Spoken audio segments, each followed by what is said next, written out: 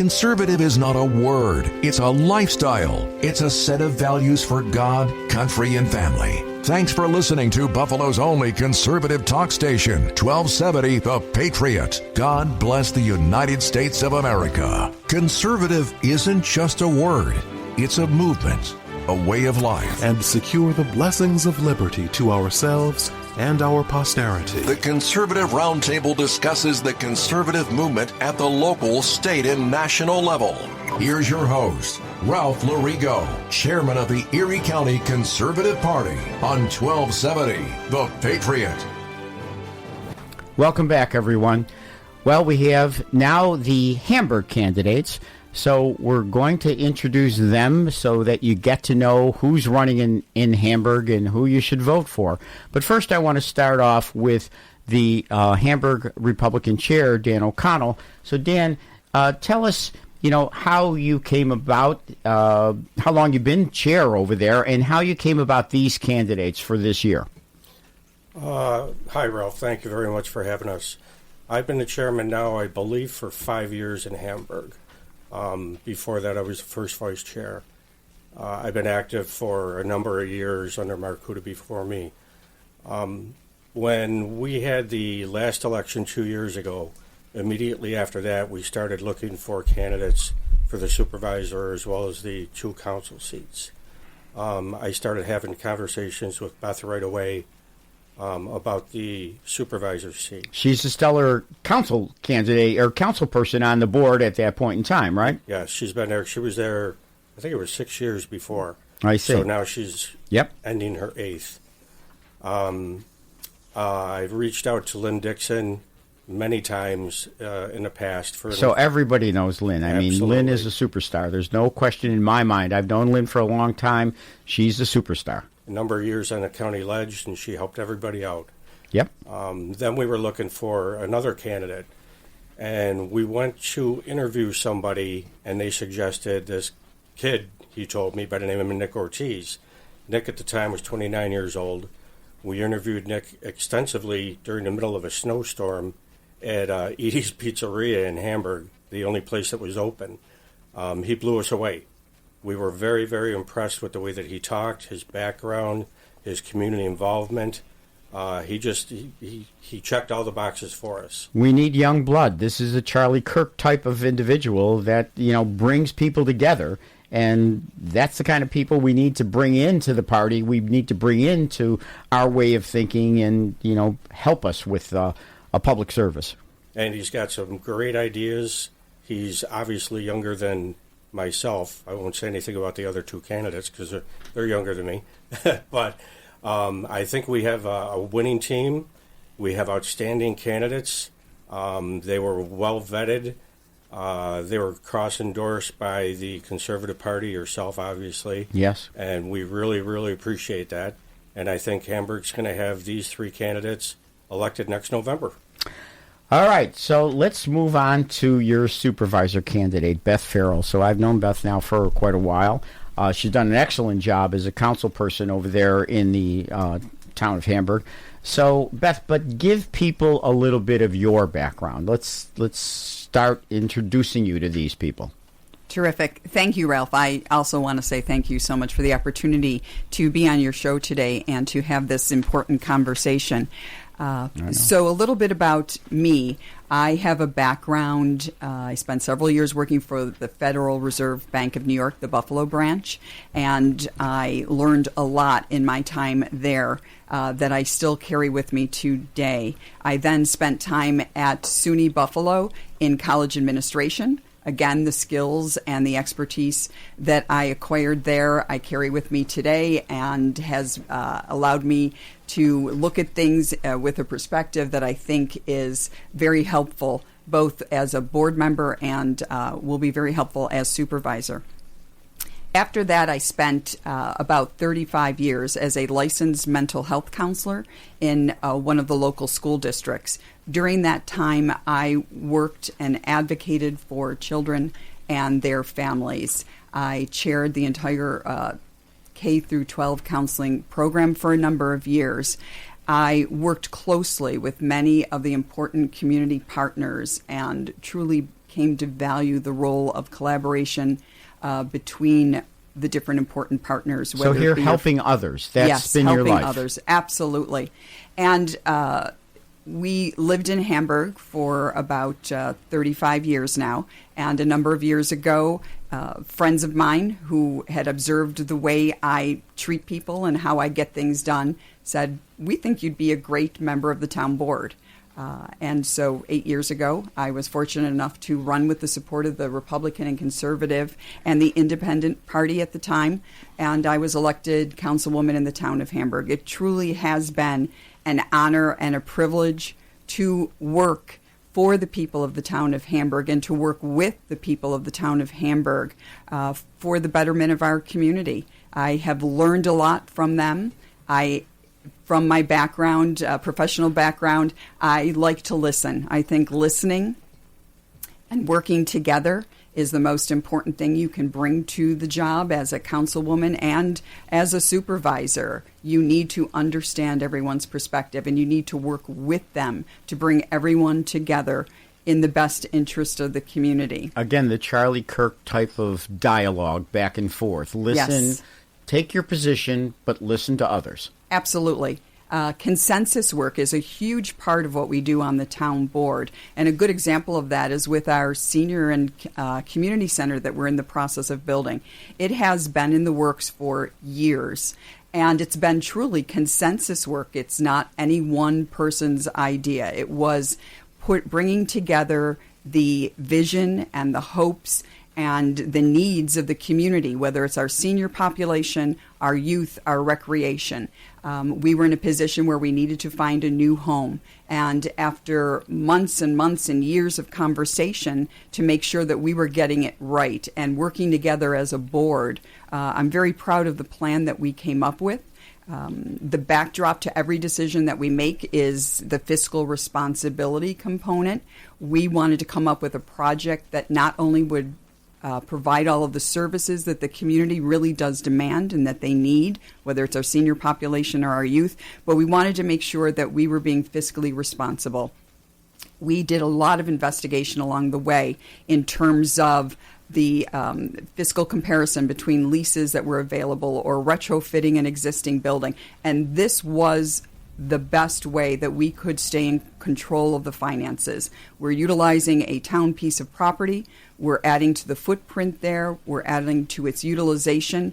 We have a very tight project that does not waste any space. And we've consulted with many people and, again, are very proud with the end result that we have. Hamburg is a fairly big town. How many people in the town of Hamburg? 62,000 plus and growing. Wow. So West Seneca has like 48,000. So you're one of the bigger towns, obviously, Hamburg. True. And property taxes are important to everybody. And you have the McKinley Mall that's in jeopardy over there. So that's hurting the tax base. So you've got to find ways to make it all work. That's not so simple. It's not, and there are a lot of parts of that equation. You're absolutely right. And being fiscally sound in a town is crucial because everything else flows from that. We can't be responsible to our residents, our taxpayers, our employees, our businesses, unless we are very proactive, forward-thinking about the fiscal aspect of the town, whether it's how we collect those dollars, how we prioritize how we're going to spend our tax dollars, how we utilize funds to leverage revenue, how we proactively address our asset management, and that's where the senior center is a good example of that, or how we facilitate planning and budgeting for the future, how we capitalize on opportunities to lessen the cost to the taxpayer, whether it's being aggressive with seeking legislative funding or grants. Every study that we have done, it's been through grant-funded or legislative-funded initiatives. Being proactive about things like our McKinley Mall corridor. Right now, we're working on a project, an initiative to look at the stadium impact area and how it relates to the McKinley Mall area, because there's definitely a relationship there. We do not want to be saying after the fact, oh, we wish we had. So in a little over a year, ECC has already made it known that they'll be selling the property that their campus is currently on. Currently, it is zoned R3 because it's an educational facility. It's zoned R3, which is for multifamily housing. We're being proactive because we do not envision that that would be the spot where you would want someone to come in and add the entire 100 acres of apartments or multifamily housing. But you can't wait until a year from now to make the change. So we've been working on that for a year, and we got funding so that it has not cost the taxpayers anything to develop this plan. And we are in the middle of putting together the proposal for the community. The community has been and will continue to be involved in crafting what this new zoning will look like for the stadium impact area. So that it does not remain R3 and is not bought by a developer to just put apartments on. This is Southwestern Boulevard. Yes. A major thoroughfare throughout Correct. your town. I mean, this is where generally you're looking at commercial development. Look, I've been a believer for decades that the only way to keep taxes down is to grow tax base. Right. So you have to grow tax base, but it has to be smart growth. And you've lost tax base, substantial tax base with the McKinley Mall. So you've got to try to find solutions. You've got to keep costs down. You've got to try to find solutions. You've got to try to have growth in the right areas. I believe you're right. The stadium and the stadium's effect on Hamburg is going to play a big role. And how you zone is going to be extremely important. And I think another important thing that we're building into this rezoning plan is the fact that this will require people to come forward who have a solid plan. We are writing into it that it would not be eligible for pilots or other incentive programs that typically may have gone through, for example, like our IDA. Mm-hmm. We feel that this area has to be built on a plan, or people that are going to come in with a plan that are going to add directly to the tax base in the town. This cannot be built on the taxpayers. It has to be built for the taxpayers. Again, Southwestern Boulevard, the Yes. major thoroughfare. Yeah, that's perfect. Russ Gugino here, and I'm a resident of the village of Hamburg and know this team very well, and say to the people listening that it's an extremely strong team, and I'd like to ask them all this question.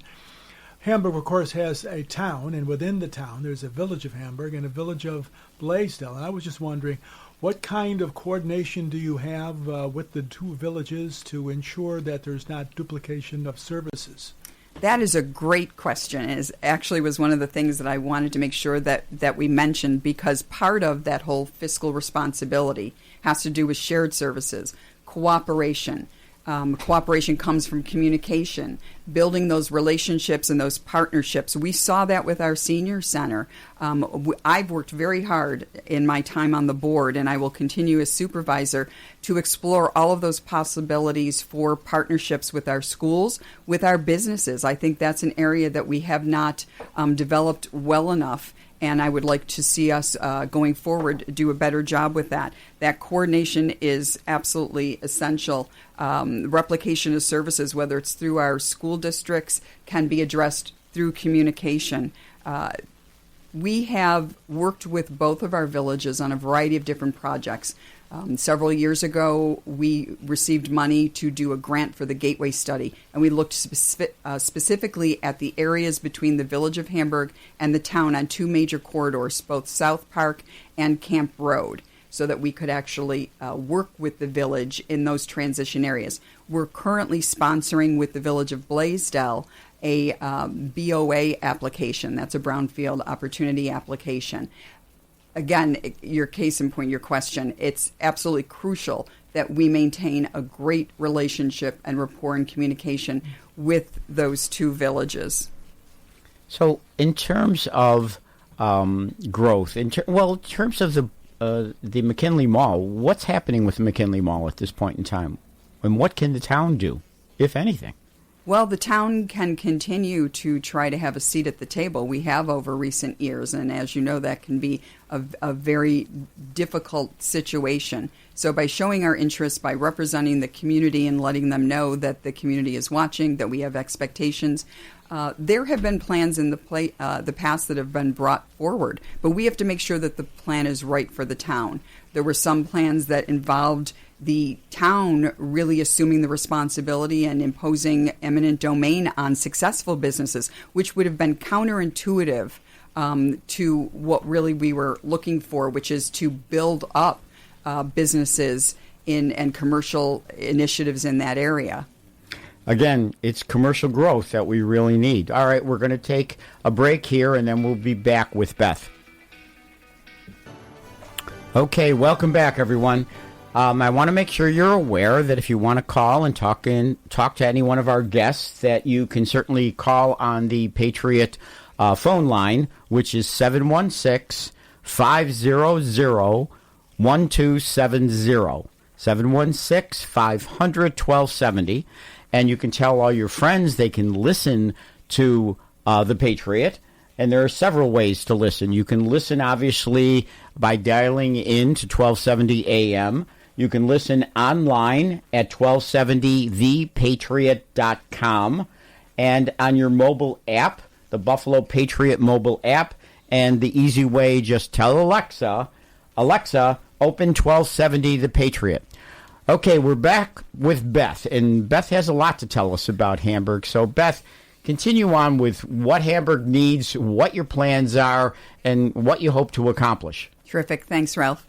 Well, we talked already about the importance of fiscal responsibility at the town level, and that is, again, critical because we're there to provide essential services. And to be able to do that, we have to be fiscally responsible. We have to make sure that our roads are plowed, that we have a good plan for drainage and stormwater management, that we are in a fiscal position so that we are supporting our police, our EMS, our fire, and our first responders at the level that they need so they can provide those critical services in our community. And we've taken many good steps the last few years with the creation of our town ambulance service, et cetera. Much of the time that I have been on the town board, I have been in the minority, but I did not let that stop me. It goes back to listening, working with people, helping them understand what's crucial in our community, and I would keep talking until I could get that consensus, even when I was the minority on the board, because in the end it was what was about what's best for our community, whether it's for our taxpayers, our veterans, our seniors, our business community, our youth, our families. During those 8 years, I have been privileged to work with so many community groups and to stand by so many community groups when they brought their concerns to me. For example, our Citizens Against Wind Turbines in Lake Erie. They are protecting, and we are stewards of everything in our community, including our Lake Erie. And I was honored to work with them and present the first town resolution in support of their efforts to keep wind turbines out of Lake Erie. When our veteran community came to me because of a situation several years ago when the POW MIA flag was going to be taken down at Town Hall, I stood by them. And now we have a resolution that permanently has the POW MIA flying at our town facilities. That was crucial. My dad was an Army veteran, and I have always supported the veterans community and believe that we as a community owe a debt of service to them and must continue to show them the respect and honor that they deserve daily. Again, it's about listening in the community. It's about fiscal responsibility, so we're in a position that we can respond, so that we can bring people together, so that we can work on projects for the betterment of all of the groups within our town of Hamburg. So, Beth, we have a call from Alan. So, Alan, what's your question, and who's it for? It's actually for anyone who's running for any of the board members or supervisors of the towns, anyone who wants to answer. I'm an activist. I'm with a group called Unite for Freedom, and we study the state voter roll databases, and we've done queries, and we found huge deficits. So what I do is I go from town board to town board. I present a resolution stating some of the deficiencies we have found, and I just want to let them all know, give them a heads up. They might see me coming to one of their town board meetings. I hope they prayerfully and seriously consider the validity of our findings, and if they want to help us put pressure that we will have valid elections, I would hope that they would sign our resolution. So, Alan, if any of them have anything they'd like to say? Have you done this in other towns so far? Yes, I have, and I've had in Erie County, and I've had some success, and I've had some failures. People are very. Some people just completely dismiss you, and this is not the first election cycle that we have done this. So, in New York State, we got 3 election cycles under our belt. We were originally only a New York State organization. Now we're in we're roughly in around 25 states. We've analyzed 30 or more state database voter rolls. We have 100-some people who are professional IT people who do database analysis. And then you have a lot of other people like myself. We have some expertise in various things like this, but we're not necessarily, I'm not in the database analysis thing, but I'm also offering 2 towns that if they want to learn about database analysis, I'd be willing to go, and I'd be willing to say, let's do a data query. Ask your state for their voter roll database. They'll give it to you. Just FOIA it. So, Alan, let me ask you how you do a query. Let me ask you again. Yeah. What's the name of the organization? Unite for number 4 freedom. Unite for freedom. So I presume I can Google that and look it up and Yes. find a way to get in touch with you? That's correct. If you can't get in touch with me, you have my phone number because I just called you, correct? Well, Yes, you look, have my phone what number? you can do is you can contact my office, after the Yeah. show, sometime during the week, and then maybe we can talk about, your organization and how we can help you with what you want to try to accomplish. So I contact your office. Yeah. And I'll leave a message. I'll just contact whatever I can find on the radio station. And, Well, it's the law office of that. the law office of Ralph Larigo. It's easy to find. Okay. So just give me a call, Gotcha. and we can pick it up from I there. know Okay. exactly what to do. All right. I appreciate your call. Perfect. And thank you. Okay. Thank you so much. Okay, Beth. Let's continue on with what is important over there in Hamburg and what we need to do. What we need to do is we need to have a team on the town board that is going to work together. We have a lot to do. And I am I'm a huge proponent of community engagement and making sure that the community is involved and has open access to their elected officials. I will continue to do that, and I think it's important to have members on the town board with me who share that perspective, who are all about listening, all about coming together as a team and collectively working together. We're not going to always have the same ideas or thoughts or perspectives, but with respect and civility to come together, share those ideas, work on consensus so that we can represent our community and they can be proud of the decisions that we come forth with on their behalf. Okay, that certainly brings me to Lynn Dixon, because I know that Lynn listens to people. She goes out, she finds out what needs to be done. Lynn, I'm so appreciative of you. I've known you for a long time now, since you got involved in politics. I know you as the ultimate person who's willing to go into every corner of your district and listen to what people need and then try to accomplish that. And the things that you did, like the prom dresses for, seniors, things like that, you're a real people person. So what brings you now back to Hamburg? I would have liked to have seen you back in Hamburg years ago, but what brings you back to Hamburg now? So, on background, I was a journalist for 23 years. Much of that time was spent at Channel 2, WGRZ as a reporter, and WGR 55 before that, covering news and sports. And then I made the switch to county legislature, and so I was a county legislator for 10 years representing Hamburg, Lackawanna, and South Buffalo. And, that is a very diverse district. Sure is. It was truly my honor and a privilege, to represent the people there. It was unique. You would go into the first ward of Lackawanna, and their needs were extremely different than the needs of, say, the village of Hamburg. And you were in a district that was heavily Democratic. Yes. I certainly remember when all that came about, but I remember you going into the churches, going into the community.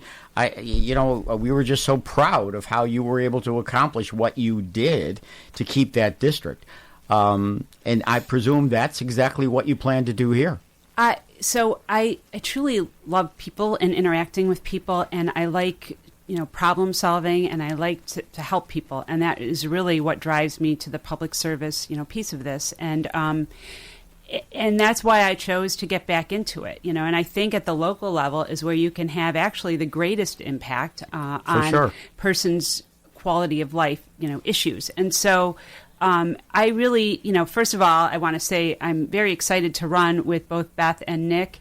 Beth has been a tremendous asset to the community for the last 8 years. And Nick, I've gotten to know him very well over the course of the last several months. And, he's a CPA. He brings that financial knowledge, and he is the youth. So he is like the next generation of people that we really need in our community helping out. So for me, it really is about just doing what I can for the community. If somebody calls and they have an issue, I'm happy to go to their house and meet with them and, talk about what their issue is. I can't say that I, had a 100% success rate, but, whatever I can do to help that person's, because when I look at it, if somebody calls and they have an issue, as big or small as you might think that issue is for them, that's the biggest thing weighing on their mind right now. So how do you help them get resolution to what their issue is? And so the public service piece of it is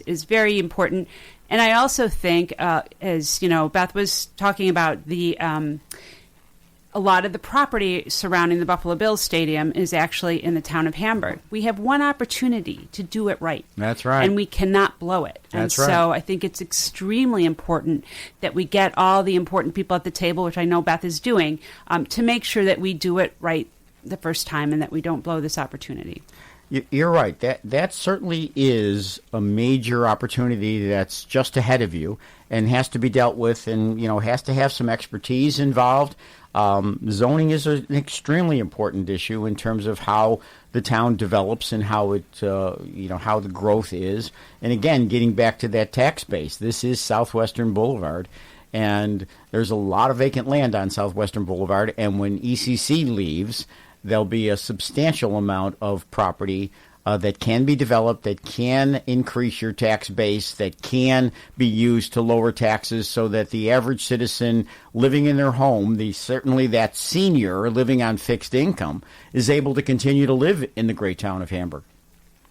Yeah, I feel very fortunate. I've been in Hamburg since 1998. I've raised my 4 kids in the community, and it has been very good to me. And so I feel it's important, to give back. And again, with respect to the proper development around the stadium, we can't blow this opportunity. And when Beth was talking about, that how it was previously zoned, would not have been the proper zoning for proper development around a stadium. And so we have one opportunity to do it right. And I feel very strongly about that we are going to get it right. So tax base, again, is extremely important in my opinion. You have a lot of land in Hamburg, fortunately, that can be developed and has to be developed in some smart growth method. Certainly Southwestern Boulevard and the land along there, but the McKinley Mall is there, and that was a huge benefit to Hamburg at one point, and now it's not. So what are your feelings about the McKinley Mall? So, I look at what's happening with the Eastern Hills Mall and what the plans for there. And so I think that's something we could take a look at, certainly, and see how that's working and see if something like that would work at the McKinley Mall. I think that we could incorporate that property with what's going on with the stadium development if we are presented that opportunity with the current owners of that property. I think, I think that there is a lot of room for development, whether it's something akin to Eastern Hills or whether it's something that's more along the lines with feeding into the stadium, development. But we certainly, it's not helpful for us right now the way it is. It's not helpful to the taxpayers. No, of it Hamburg. isn't. All right, we're going to get back to Lynn and others right after this break. Okay, welcome back.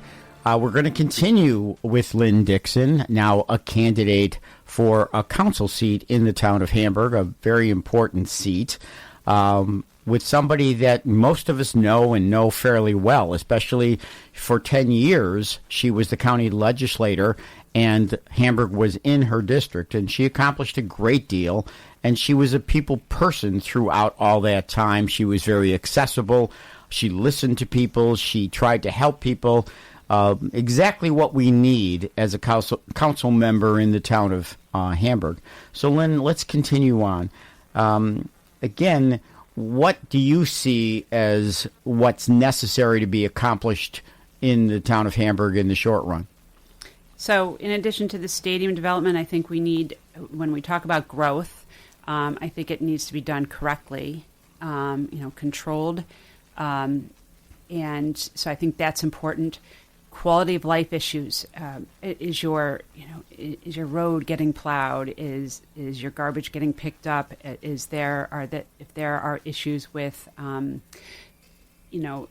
road that needs to infrastructure issues. I think people all issues, of those people homeowner issues. It truly is at the local level. It truly is quality of life. We are not deciding the big federal state issues of the day that are extremely divisive. We are really just about taking care of you. Yeah. And that's what local politics is all about. That's what local government is all about. Unfortunately, we're in a state where, as of January 1st of next year, you cannot build a home with gas-powered, with gas energy. You have to be fully electric. You got a lot of space there in Hamburg, and that's going to put a burden on your taxpayers. That makes me so mad. My house was built in 1920, so I have a gas stove. I have my heat is gas. So I think it's insane to not diversify. We saw what happened in the blizzard of 22. Exactly. All of those folks that live in the city of Buffalo, if they were all just electric, who knows how many more deaths we could have had. People relied on their gas heat, gas stoves, whatever, to get them through. And it is insane to me to suggest that we can somehow be all, solar, wind, and electric. It's not possible, and it's not reasonable, and it's crazy to me. So I'm in the middle in my law practice of selling property to Marano. And so I have conversations with Marano Mark Equity on a regular basis, Dave DiPaolo, and we've talked about this issue. And this is going to increase the cost of that brand new single-family residence substantially and make it much more difficult for the typical homeowner to afford to buy that house that we all dream about. I was at a meeting last week with NYSEG, and they are wrongly being blamed. The utilities are wrongly being blamed for the increases in their bills. It's the Albany lawmakers that are forcing this on us that is causing the increase. I would point out that Beth Farrell sponsored a resolution that just passed in the town of Hamburg that supports energy choice. And we have to, be very vocal on that and fight back against this because it's not reasonable. It's not, it's not possible to just say we're going to do solar, wind, and electric. But the law says, as we sit here today, after December 31st of 2025, everything new construction, everything under 7 stories, which means every home, has to be electric. And wait till that big storm, and then when people lose their power, and then what? And we have a governor who comes from here, which should know better, clearly know better. All right, now we're going to move over to our next candidate, a brand new candidate. So, Nick, give me some of your background. I apologize because I don't know you well. I did read your social media stuff. I see that you're got an excellent background, but go ahead, tell the audience. Yeah. Thank you so much for having me today. So I moved to Hamburg when I was 4 years old, so I've been there for, north of 25 years already. Absolutely love Hamburg. Went to elementary school in the village of Hamburg, one beautiful part of our town, and attended Frontier High School, one of our public schools. From there, I moved on to the University of Buffalo, got my master's degree in accounting, have my CPA. I've worked in the private sector for over just about 8 years now, working at some of the largest public and consulting firms in the world. So I have that private sector experience, a really great financial expertise that I think I bring to the town, specifically in budgeting and financial analysis. And I've actually been able to shift that into some work on the nonprofit side as well, as a board member on the board of trustees for Explore and More Museum in downtown Buffalo, which also kind of speaks into my care for people, care for children, and back to just the love I have for the town of Hamburg. So if you're a CPA, that's obviously a good profession and a busy profession, yet you're willing to do the public service and you're in this race. What brought you to be willing to run? Did Dan approach you? How did this all come about? Yeah, so I've always been interested in politics growing up in general. Always wanted to learn more about it, the processes, and then ultimately getting into politics. And fortunately, the opportunity, was brought to me, and I was very eager to prove that I was the right person for that.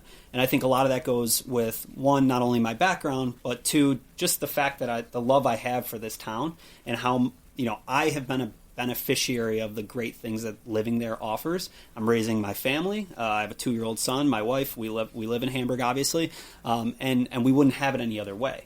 And that's really kind of what brought me to say, yeah, let's do this thing because I want to have an impact. And it's so less about self-interest or anything like that. I have a career outside of this, but it's just a love for the town. The CPA background is just a marvelous background to bring to a town board member. So we have this diversity here in terms of Beth's background in social work and being able to, listen to people.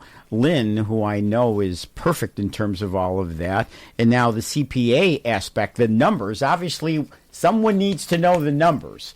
And, that's what a CPA does every single day. For sure. No, I totally agree. What we have between us three is a fantastic team and really going to get a lot of things done for Hamburg. I think my, being a CPA is truly not just being able to read a P&L, but also future trends and forecasting, because I think, and a lot of us can attest to this, is a lot of the things that you might see happening now and everyone's like, where did this come from?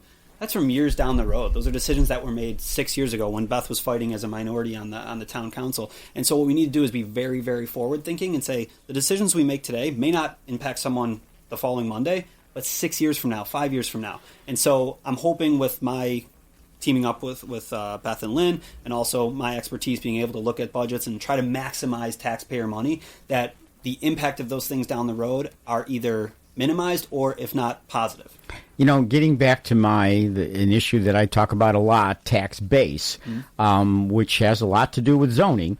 It's good to know that someone on the board is going to take into account the tax base that a project will bring to the town in terms of the discussion about whether or not that project is right for the town. I think that's huge, and I think, when you're talking about, municipality, you don't necessarily think of the word of profit or revenue necessarily in the standard form of a P&L, but you really do have to think about, okay, how are these projects going to benefit us and help us fund things going forward and not hurt the taxpayers? I think that's huge. I think things like the McKinley Mall, like you said, it's saying, what, maybe shopping malls aren't what they used to be. It's pivoting your mindset to how do we repurpose this and how do we maximize that? Clearly, shopping malls aren't. You see that the Galleria Mall is in receivership. So, you look at the Boulevard Mall, it's down. You look at the McKinley Mall, it's down. And you look at the Galleria Mall, it's in receivership. It's in a foreclosure. So, obviously, the Amazons have taken over. Our shopping methodology has changed during COVID and changed substantially. So it is more difficult for town board people to figure out how to put proper growth to increase tax base. And I think you brought up a great point about how, the trend and everything has changed, and part of our jobs, too, needs to be kind of identifying those things ahead of time. Yes. Seeing, national trends like shopping changing, Amazon becoming huge, and how is that going to impact the things in our town? I think being ahead of those things will just help you be more prepared when that time truly does come. Yeah, things are going to shift. Again, getting back to my dealings presently with Marano in terms of a subdivision that happens to be in Cheektowaga, the new homes that Marano is building now are $500,000 and up. They are a substantial tax base to a town.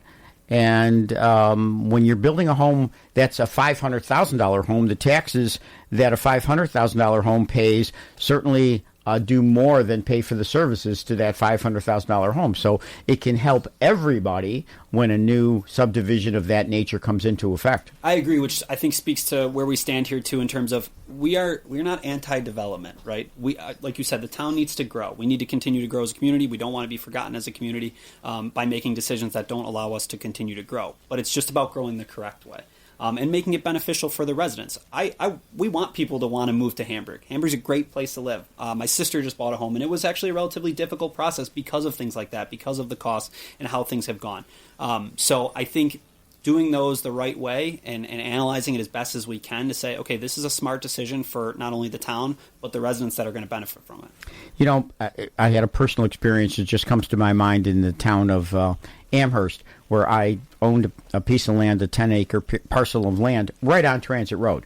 Wegmans wanted to go there, and the town had a Democratic supervisor at the time, and objected to Wegmans. One of what I consider the most